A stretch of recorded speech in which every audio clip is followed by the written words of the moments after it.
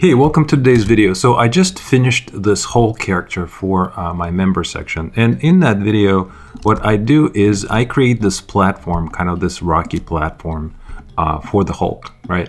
And here I am, I brought this character from zBrush into Blender. That's something I like to do. I love how Blender displays the sculpts from the zBrush characters by turning on this little feature. I'm just completely in love with it. So I'm actually leaving it in this video as well, in case anyone who is watching it wants to do this, right? So normally this is how it comes into Blender. And what I do is I come over here and I just turn on this cavity with this both on, right? And that is really cool. It allows you to see all this awesome detail that's being sculpted. And then another thing you could do is you can come here and you can just dial this down. So you have screen space with ridge and valley, and then you have world space with ridge and valley, and you can adjust this, right? So I can move this around. Check this out. I can make it really intense, right? Or I can change the valley. I can make these lines darker or lighter. I'm just in love with this thing in Blender, so I'm leaving it in this video. Anyway, so if you wanted to do stylized rocks, right, in zBrush, let me just show you. There's, billions of probably ways of doing it. Well, not billions, maybe, dozens of ways of doing it. But I'll just show you mine, and I'll just show you how I did this one, and maybe that will be helpful for someone. If you want to learn and see how this guy was sculpted or created by me, there's a 7-part video series, Hulk series that I made in the members section, and it's only for $99 a month. If you want to support my channel and check it out, that would be awesome. All right, so let's jump into zBrush. All right, so here I'm in zBrush, and let's say I want to create that rocky platform. What would be, what would be my process? So there's many different ways of doing it. Let me just show you a couple, right? So one, you can always go to, right now I'm just gonna go to Lightbox, and let me just grab like this Dynamesh 128. We'll start with that. That's a good way to start. And one way you could do it is you can go into deformation, and in here you have something called noise. If you just turn up a little bit of a noise, it's a really cool way to add very quickly some kind of a rocky noise. So you could do that. I wanted to show you that. You can also go into surface, and of course in surface you have the Lightbox noise maker, and this has a bunch of rocky looking stuff as well, right? So maybe, even like this one right here, if I just double click on it, you can see what that looks like. I'm gonna press comma on my keyboard. Now, if I do like it and I wanna keep that, I could just say apply to mesh, right? And now it's gonna be kind of baked in, but keep in mind my resolution is super low. Let me undo this. And let me change my resolution to something like 512. Let's see, 512, press enter, and let me just re-Dynamesh, and now I have 692,000 points instead of 40,000 points. So now if I say apply to mesh, you can see that it's just being held together much better, right? And that looks really cool. Let me just change this back, and you can see how very quickly, just using the surface, I was able to create something that looks rocky. So that's another way of doing it. Let's see, what else can we do? If I go into, let me switch this back actually to 512. Just give me a little more resolution. All right, so another thing you could do, and this is how I created the Hulk platform. I'm gonna include a link below this video to the orbs brushes. If someone doesn't know what orbs brushes are, you must be new to zBrush, because every seasoned zBrush person that I've ever watched, they are all using the orb brushes. So this is going to be amazing. So what you could do, and there's a few of them, right? I have a couple of them dragged onto my UI here, which you can download as well below this video. But I have one here that's called Orb Rock Detail, and this is what I used for the Hulk. So if I click on that, what I could do is I can just hover over this and just start dragging it, right?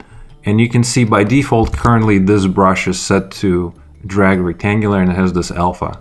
Now what I did is, if you just turn the intensity up a lot, you can just start kind of dragging this kind of stuff very quickly onto your surface and create amazing looking rocks really, really fast.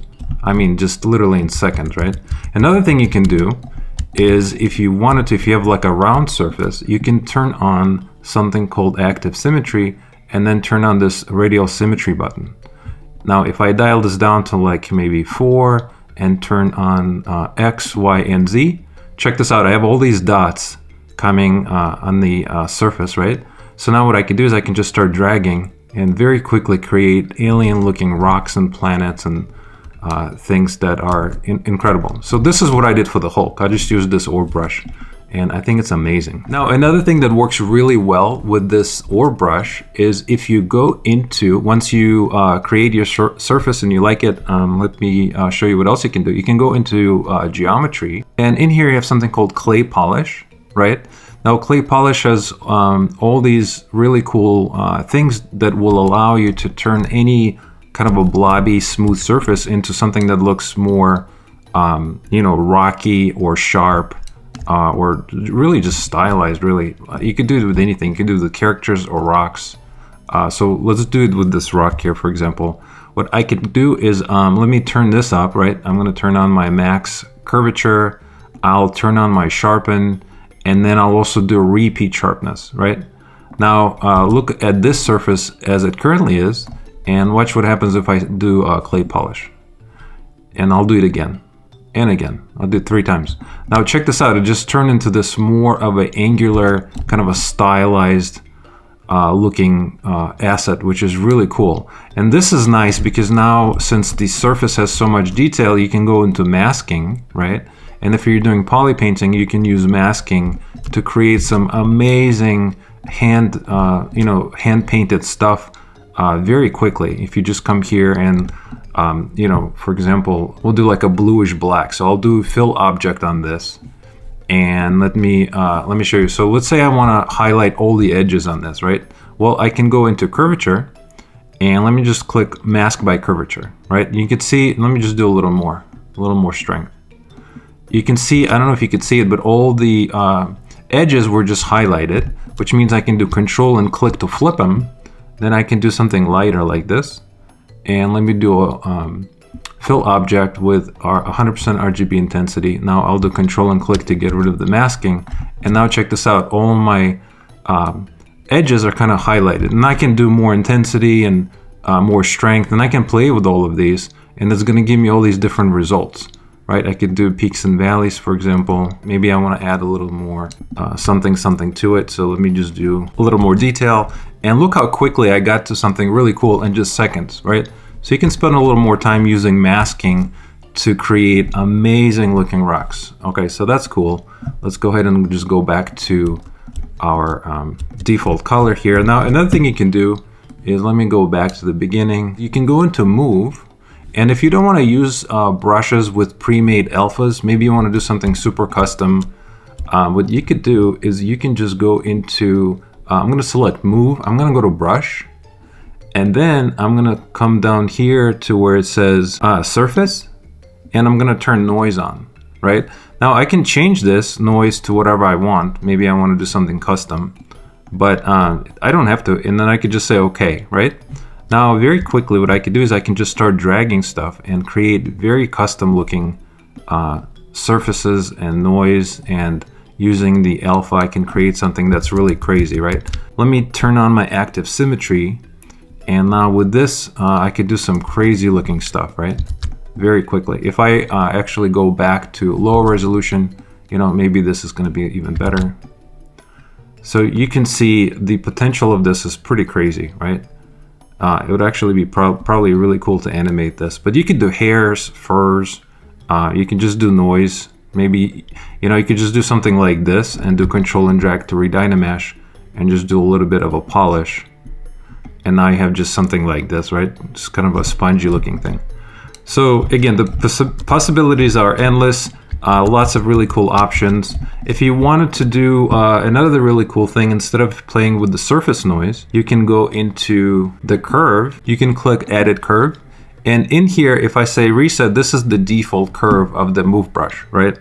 So if I start dragging this, we all know is just going to be this really nice looking fall off, right? Which is beautiful.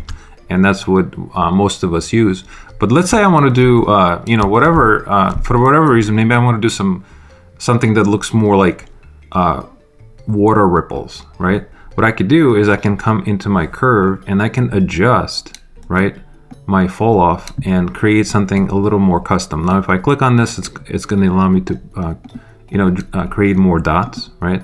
So I can move these around. Let's say I want to do something like this for my kind of a water ripple effect. So I can do something like this.